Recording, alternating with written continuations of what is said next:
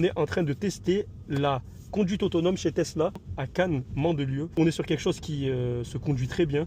Depuis tout à l'heure, en fait, mon cerveau me trompe parce que j'ai l'impression que c'est quelqu'un qui conduit à côté de moi. Mais en fait, la personne depuis tout à l'heure ne touche pas les pédales ni le volant.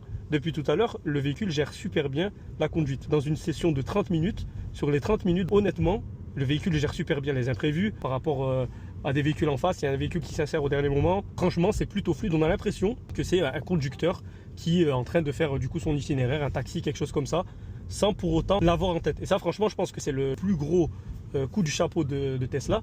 C'est que honnêtement, pour l'instant, je vois pas la différence. Disponible si vous voulez le tester dans certaines concessionnaires Tesla. Là, par exemple, on a Cannes Mandelieu, vous pouvez vous enregistrer, venir faire quelques sessions. Franchement, ça fonctionne plutôt pas mal. Tout en sachant que habituellement, ce genre de technologies ne sont pas accessibles dû aux réglementations françaises et européennes. Là, aujourd'hui, c'est disponible à l'essai en France. Sinon, il faut vous déplacer aux États-Unis ou en Chine.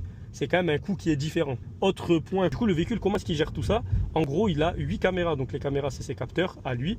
Et en plus du coup de vos deux yeux et de votre corps à vous qui va tout simplement diriger la route, vous allez avoir ces 8 caméras qui vont automatiquement gérer toute la situation. Et ce qui est intéressant aussi, c'est que si vous voulez changer d'itinéraire, vous pouvez changer d'itinéraire en même temps et le véhicule va continuer sa conduite autonome pendant que vous changez l'itinéraire. Ça veut dire quand même on est arrivé à un niveau d'apprentissage, de gestion de l'intelligence artificielle qui est vraiment pas mal. Ça veut dire qu'elle arrive à se mettre en condition lorsqu'il y a un imprévu, lorsqu'il y a un changement, c'est géré plutôt de façon correcte. Entre ce qu'on peut faire déjà avec les véhicules de Tesla et le Cybercab qui va sortir, franchement ça va vraiment être une petite révolution, du moins si ça arrive jusqu'ici, hein. Le Cybercab est destiné aux grandes villes principalement, mais que du coup il faut quand même qu'on arrive à l'introduire directement dans les grandes villes comme Paris, etc.